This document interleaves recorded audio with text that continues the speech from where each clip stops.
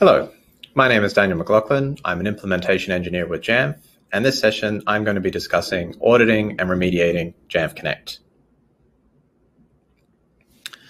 So before we dive on in, we'll first do a brief overview of Jamf Connect. I'll go over a scenario I encountered that related to this topic. We'll discuss some different options for both auditing and remediating, and finally, a little summary of how we got there.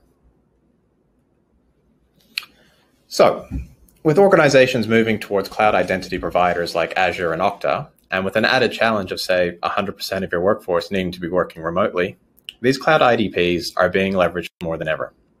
Jamf Connect can help make account management and authentication seamless, while providing a better Apple experience for end users. So let's see what components make up Jamf Connect and what they do.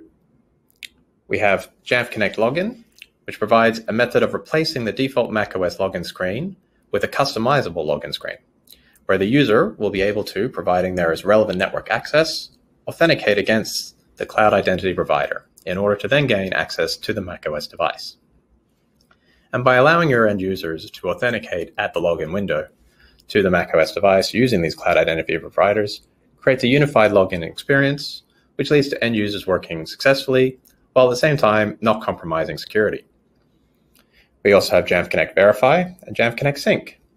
If you're using Okta for your IDP, then you would look at Jamf Connect Sync. If you're using Azure or another IDP, you'd be looking at Jamf Connect Verify. Since the release of Jamf Connect 2.0, however, these applications have been combined into the new menu bar app, which will cover all supported IDPs. This tool is used to keep the IDP and local account passwords in sync, as well as getting options for running scripts, getting Kerberos tickets, and providing file share menu items. There is also Jamf Connect Configuration, a small application which is there to better enable system administrators for configuring and testing Jamf Connect. For this session, however, I will be focusing on Jamf Connect Login. So, if you haven't used Jamf Connect before, there is something you need to be aware of. And that is that there are a lot of preference keys available to be configured. Lots and lots of preference keys. And not all of them are required or necessarily relevant, so you will need to select the ones that are relevant to your organization. But it's better to have more options than none. I'll be referring to a few specific keys in this presentation. For a list of all the preference keys, you can check out the Jamf Connect admin guide. There will be a link to the guide at the end of this presentation. Now onto our use case. So I had a prospective customer that reached out via our sales engineers team. They were trialing Jamf Connect with Azure and Duo multi-factor authentication. Their company policy was to enforce multi-factor authentication, otherwise known as MFA, at the login window. The trial was going great. Everything was working as expected. However, they wanted to know what happens when the device is not connected to any network while at the login window. We still need the user to be able to log into the Mac, but if we allow a local login, they won't be prompted for MFA. So we need to know when that user has bypassed this MFA, and if they have done it more than X number of times. And if they have bypassed MFA more than X number of times, how do we remediate this situation?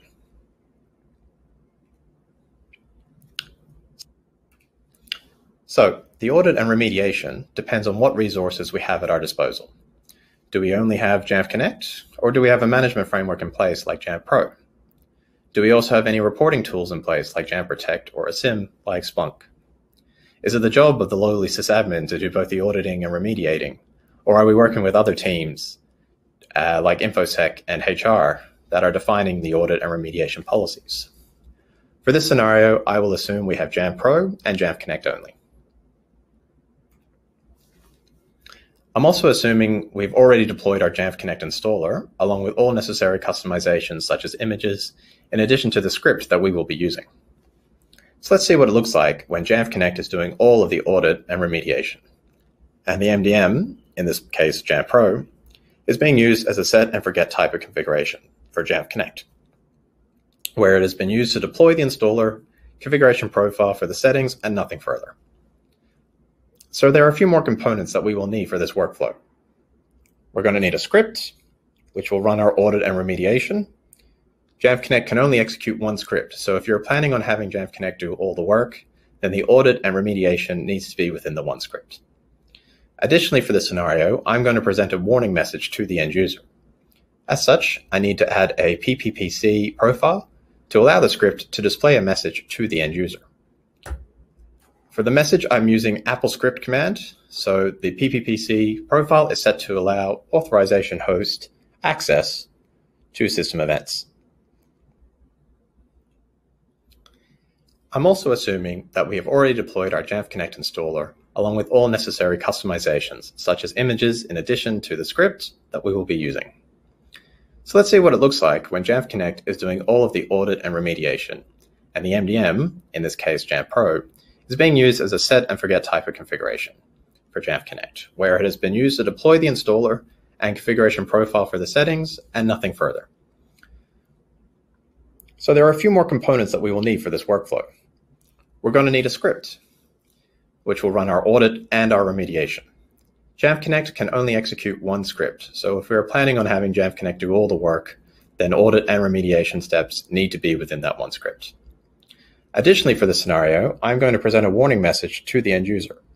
As such, I will need to add a PPPC profile to allow the script to display a message to the end user. For the message, I'm going to be using an AppleScript command, so the PPPC profile is set to allow authorization host access to the system events. We'll also need to add some additional preference keys for Jamf Connect login that relate to this workflow. These keys are in addition to the other required keys and any other customization related keys. The specific keys that we're calling attention to for this workflow are deny local, which means that the local authentication button will not appear at the login window, which we're trying to enforce a network login after all. We have local fallback, which allows the local auth button to appear when there is no network connection, because we still need to allow the user to log in if there's no network present. Allow network selection. Now this can be optional. This lets the user, while at the login window, connect to a Wi-Fi network. The Wi-Fi network can be a WPA personal or a username and password WPA enterprise network. Now, there may be some additional configurations required ahead of time for an enterprise network. Open Wi-Fi networks are not supported. And finally, script path. This key determines the location of the script on the machine that Jamf Connect login will then execute. Please note that a default install of Jamf Connect login cannot execute the script, and you will need to run an auth changer command to give Jamf Connect login permission to execute a script. This is documented in the admin guide and can be included as a post-flight script for a custom deployment package of Jamf Connect login. There is a how-to guide to do this in the Jamf training catalog, and a link to that specific lesson will also be shown at the end of this presentation. So let's have a look at the scenario we're going to be encountering.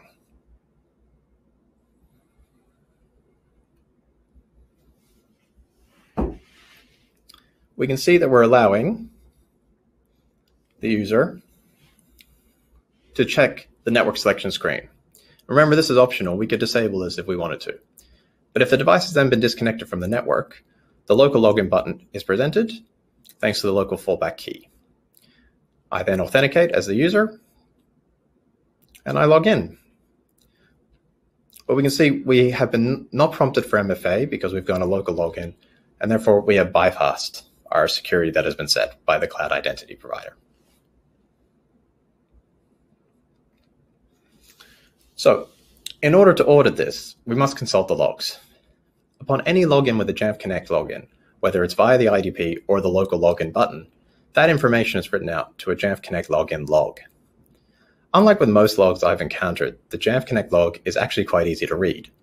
But we need to be aware that the log is located in private temp, meaning it will be removed after a reboot. So if we're planning on having a longer audit trail, then we will need to write out our findings to another more permanent location. For this scenario, we are also going to be looking for two specific lines in this log. One that says where the local auth button is pressed, meaning the user didn't authenticate against the IDP, and another message that says OIDC auth succeeded, where the user did authenticate against the IDP. So here I have a sample of a shell script that I'm going to be executing with Jamf Connect login. Because in the scenario, I want to know when the user has skipped the network login more than, say, 10 times. I need to keep a running tally, so I've broken the script up into 3 parts. The first part is making our own audit tracking file, since private temp isn't an ideal location for tracking long-term.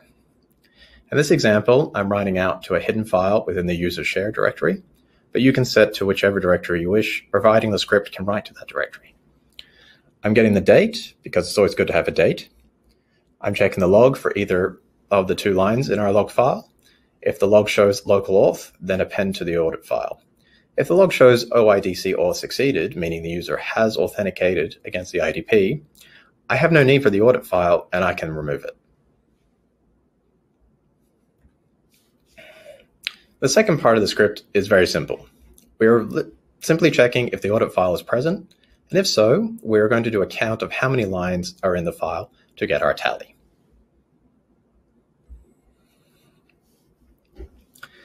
And finally, for part 3, I have 2 options based on the count here. If the number is between 3 and 10, then we will give the user a warning. And if it's 10 or greater, we will then take some remediation measures. In this case, I'm presenting to the end user a final warning message with a timeout of 5 seconds before executing a pkill command to send them back to the login window. You may also notice at the very last line, I am renaming the original Jamf Connect login log file. This is to prevent any false positives. If we didn't rename the file and the end user logged out and logged back in with a network account, the script would see both a local auth and a network auth in the log and would write out to the audit file, causing the false positive. So let's have a look at what the warning will look like to the end user. We can see the device is not connected to the network, so we'll go to the local login button, log in as the process, and once the login button is pressed here, Jamf Connect login will be executing the script in the background.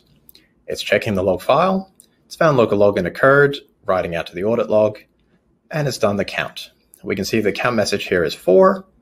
For my script, it's going to keep appending that number as a variable until it gets to 10.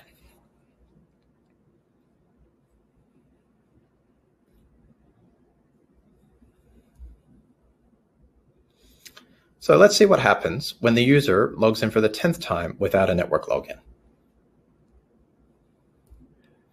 They've already pressed the local login button.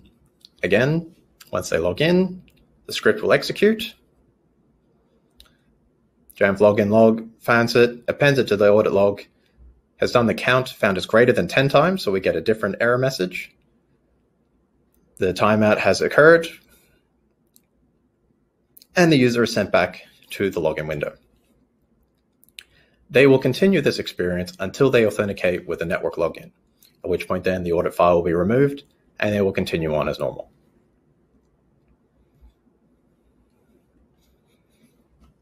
Now, the obligatory mention is if you have what I call the trifecta, and that is where you have Jamf Pro, Jamf Protect, and Jamf Connect. Where Jamf Connect will still execute a script, but we'll use Jamf Protect to do the audit, and Jamf Pro will do the remediation. So let's have a look and see what those pieces look like together. So as I said, we still need Jamf Connect to run a script, but it's going to be a shorter version than the one we saw previously. And we'll also add a couple more variables. We're going to have the script check for our key again, and when this is detected, simply write out to a directory of our choosing. In this case, I've nominated a new directory within Library Application Support. We can see here, if the local auth button is pressed, I'm going to create a new empty file with the date, instead of appending to an existing one. This directory is going to be monitored by the Jamf Protect agent, and I'll show you that in the next step. In the script, we are, as before, checking if there is a successful IDP login, and then we are going to clear the extension attribute that Jamf Protect will write out, and it will run a Jamf Pro inventory update, so as to have the machine full out of any relevant smart groups. At the end of the script, which didn't quite make the screenshot, I'm afraid, there is a line to rename the original log file as it was in the previous script, again, to prevent any false positives. So within Jamf Protect, we can create a custom analytic. Now, I'm not an expert in Jamf Protect, and I recommend you watch any of the Jamf Protect sessions, but there is likely a better way that this could have been achieved, but for this scenario, this worked for me. The analytic looks at the directory that we specified in part 1 for any new files that are created. Once a file is added to the directory, the Jamf Protect agent will detect this. It will write out to an extension attribute and then execute a Jamf recon command, followed by Jamf policy. This is why in step 1 we had a successful authentication. We were clearing the local extension attribute from the machine before then running a recon.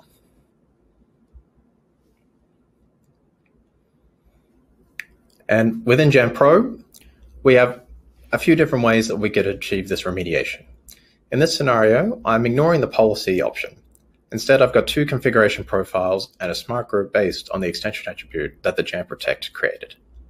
The first profile is my normal default profile, scoped to all computers, but excluding the smart group of risky users. And the second config profile has the allow local fallback flag set to be false instead of true, enforcing a network login on the next attempt, essentially removing the local auth button. So the remediation side of this scenario is quite simple, with a smart group doing the work. You could, of course, achieve other tasks using policy depending on your scenario. Now, this was one method that could be approached, but there are a lot of variations that are available to you. You can have nothing running locally on the machine and run scripts via Jamf Pro. You could do a collection of the logs using Jamf Protect and integrate them into your environment and processes. All the different components that I've shown you here can either be separated across different tools or bundled together. But some key things I would like you to take away from is always test this. Try and factor the outlier scenarios. Maybe a user generally doesn't have access to the internet. We could add checks within the script for network communication. You could also look at one of the many Jamf Connect preference keys that has help options available to the user. Some of those can be live and some of those can be local files. And above all, communication to the end user. Provide them a way to communicate back to you as well. Maybe the reason they are bypassing the network login is because their device they use for MFA is broken or stolen. So we don't have a huge amount of resources as part of this presentation, but here on my GitHub is a copy of both the scripts and the PPPC profile I was using for the presentation. Be sure to test before deploying. As well as promised, here is the links to the Jamf Connect administration guide and the Jamf training catalog module. And with that, thank you very much for watching.